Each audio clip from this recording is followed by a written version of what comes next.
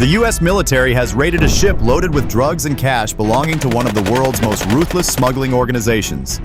September 25, 2025, under a cold gray morning over the North Atlantic at 10 a.m., the United States launched a precision strike against one of the hemisphere's most dangerous smuggling networks. The target, a floating fortress of the Los Escorpiones Negros cartel. The ship had departed Lagos, Nigeria, steamed along the West African coast, slipped into international waters, and then turned north along transatlantic routes. Seemingly ordinary on the outside, but inside its steel holds concealed a massive cargo: 180 tons of methamphetamine precursors, 80 tons of cocaine valued at more than $600 million, and some 10,000 cases of cash. Chained in the dark were 58 civilians, trafficked and forced into labor, watched over by nearly 100 heavily armed men. For years, the cartel's reach brought death and terror to ports and cities across the Atlantic. But this morning, the nightmare was destroyed by the U.S. military. How could U.S. Special Forces destroy a floating weapons depot while sparing civilians? I'll show you how it unfolded. 10 a.m., September 25, 2025. The North Atlantic looked calm, almost lifeless. But beneath that stillness, a storm was about to break. Cutting north through the gray waters was a 90-meter, 6,000-ton freighter, outwardly disguised as a civilian merchant ship. Inside, it was nothing less than a floating fortress of the cartel Los Escorpiones Negros. Hidden behind its steel bulkheads were 180 tons of meth precursors, enough to manufacture 110 tons of crystal meth, 80 tons of pure cocaine, and 10,000 cases of cash.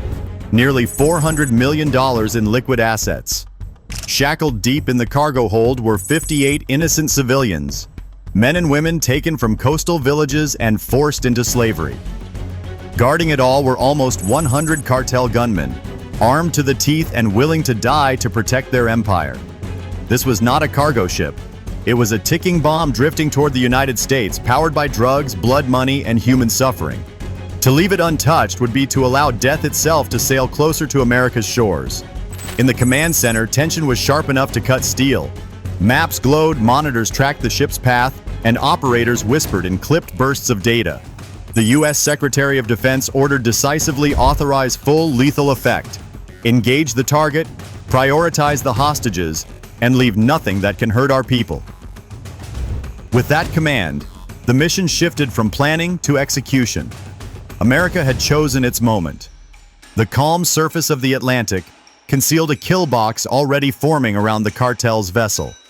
The stage was set for steel, fire, and shadows to collide, and for 58 lives to hang in the balance. For years, Tren de Aragua ruled through terror after today's strike. Do you believe their grip is broken? Leave your thoughts in the comments. 10:18 a.m., the order was given, and the sky above the North Atlantic came alive. From a covert base hundreds of miles away, 40 kamikaze UAVs lifted into formation, each no bigger than a motorcycle yet carrying a 40-pound warhead and advanced targeting software.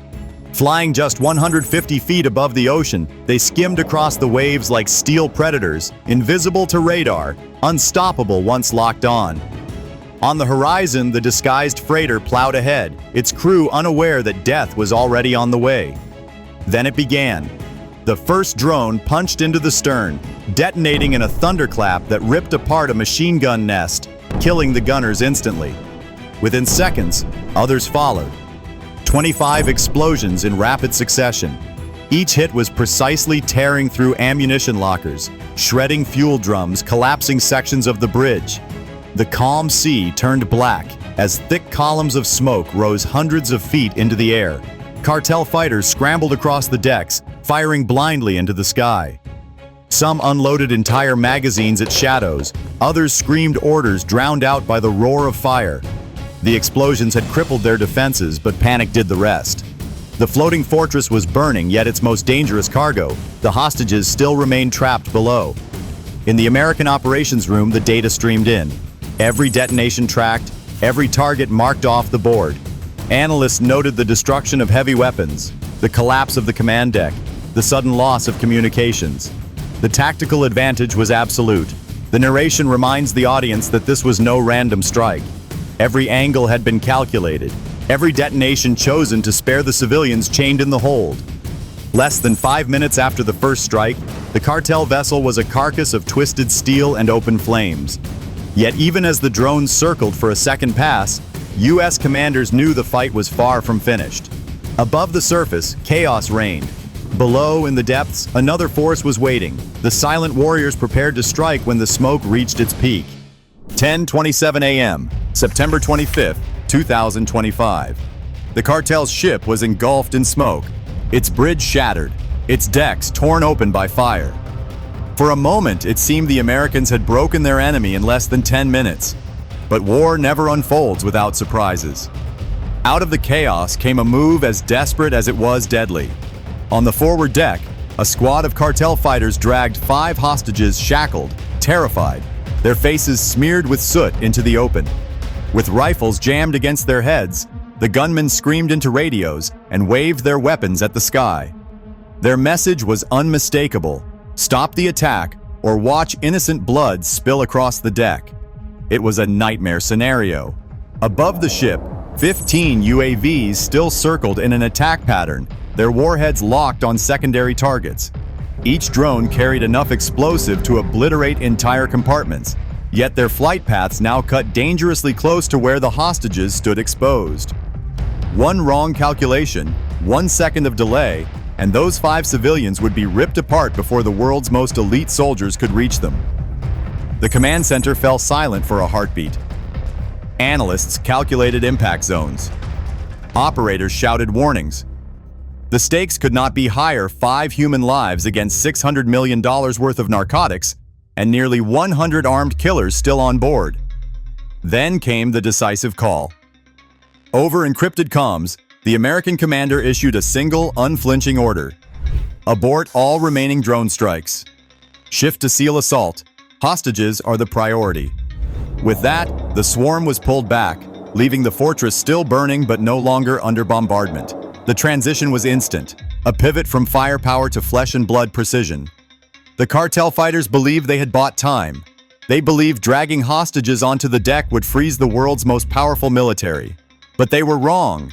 What they had done instead was trigger the next phase of the American plan. Even as the drones veered away, another threat had already closed in unseen.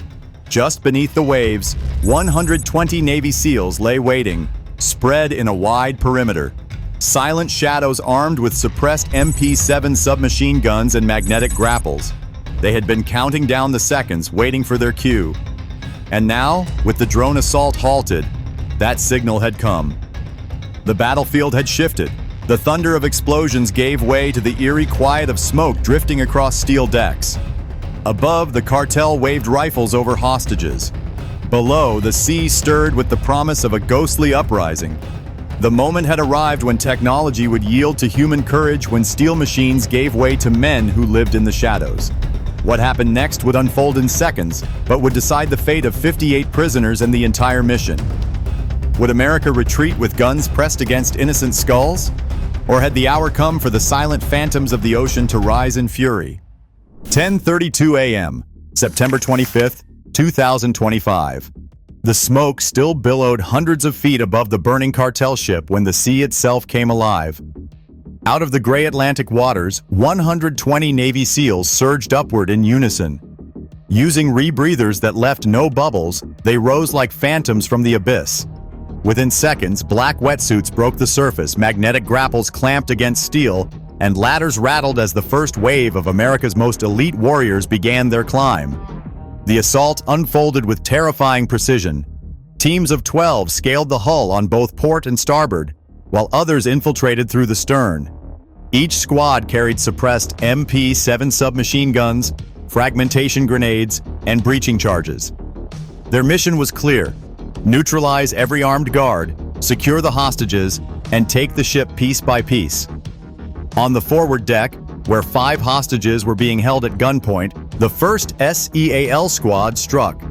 Lobbing 2 stun grenades that detonated with blinding light and deafening shock, they stormed through the haze. In less than 10 seconds, 4 cartel gunmen lay dead from precision headshots, the captives dragged to safety before a single trigger could be pulled. It was over before most defenders even understood what had happened. Elsewhere, the fight raged room by room.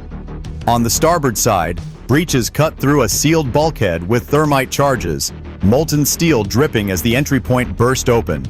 Inside, 7 cartel fighters were waiting with assault rifles, but the SEALs struck first.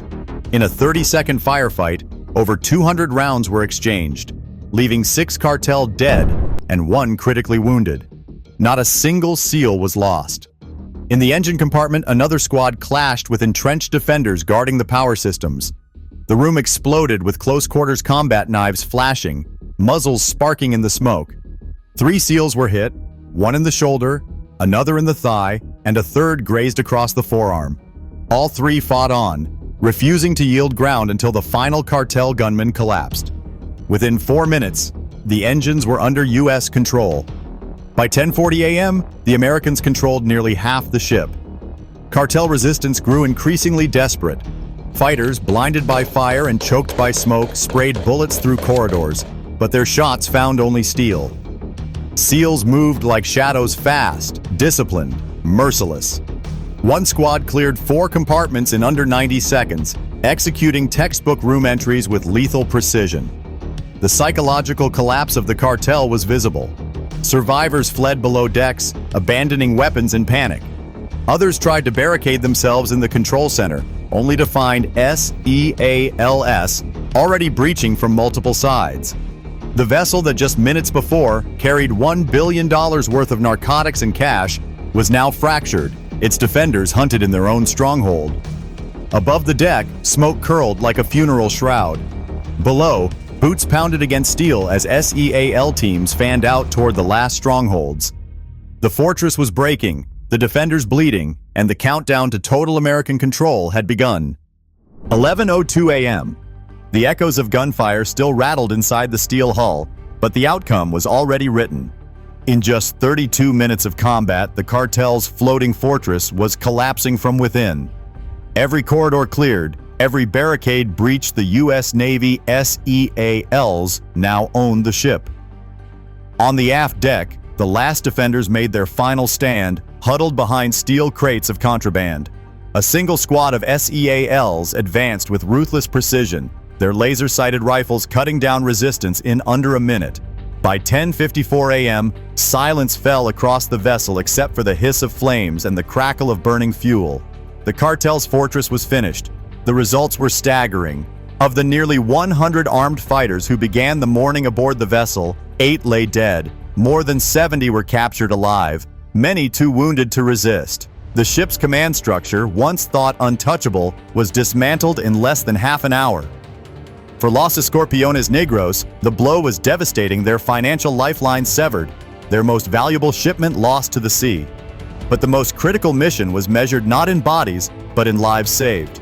SEAL Team Bravo stormed the cargo hold at 11:05 a.m., finding 58 hostages shackled to bulkheads, many malnourished and beaten. The scene was a chamber of human misery. Civilians dragged from coastal towns, forced to labor in darkness while cartel gunmen stood watch. Within minutes, bolt cutters snapped chains, restraints fell, and the captives were carried into daylight. 30 hostages were evacuated immediately to waiting medical crews, while the weakest were stabilized on the deck itself. For them, months of torment ended in a single morning. Then came the discovery that sent shockwaves through the command center. Deep inside the cargo bays, inspectors confirmed 180 tons of meth precursors packed in sealed drums, enough to create 110 tons of crystal meth, translating to more than 1.5 billion street doses. Nearby, another cache revealed 80 tons of cocaine, equivalent to 200 million hits, worth more than $600 million on the U.S. black market. And beneath the forward deck, SEALs pried open 10,000 blue barrels of cash, stacked with U.S. dollars, euros, and pesos, an estimated $400 million in liquid assets. All of it in one strike, stripped from the veins of the cartel. By 11:15 a.m., helicopters thundered overhead, lowering rescue baskets and slings. Hostages were lifted skyward, prisoners bound and blindfolded, contraband marked for seizure. The ship, once a weapon of terror, now lay in American custody, a smoldering husk drifting in Atlantic waters. From Washington, the message was swift and uncompromising. At a podium, the U.S. Secretary of Defense declared, "Let this stand as a warning. To any cartel who dares to poison our people, your ships will burn, your money will vanish, and your power will end at the hands of America's warriors." In less than an hour, the United States had not just won a battle, it had shattered an empire at sea. And as the smoke curled into the gray sky, one truth became undeniable. In the war against narco-terror, hesitation means death, but American resolve means annihilation. What happened in the North Atlantic was not luck. It was the unmatched might of the U.S. military. 40 drones struck with surgical precision, crippling a cartel fortress in minutes. Then, 120 Navy SEALs rose from the ocean like shadows of war, clearing steel corridors with speed and discipline no enemy could withstand. Nearly 100 armed cartel fighters, backed by millions in weapons and drugs, fell apart in just 32 minutes. Against America's warriors, their empire was nothing more than paper before fire. This is the lesson. When the full strength of the U.S. military is unleashed, no enemy can hide, no fortress can stand, no cartel can escape. Our forces are the shield of the innocent,